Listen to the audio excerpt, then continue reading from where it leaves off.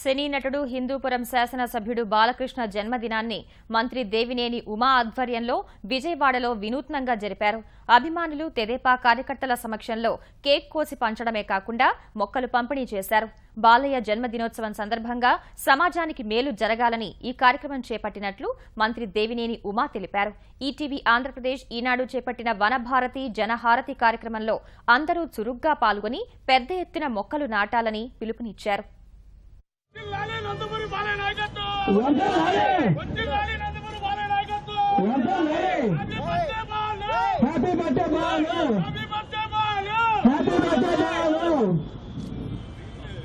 जिंदाबाद बाबू जिंदाबाद बाबू जिंदाबाद बाबू वोटे लारे తెలుగుదేశం పార్టీ वोटे लारे తెలుగుదేశం పార్టీ जिंदाबाद बाबू जिंदाबाद बाबू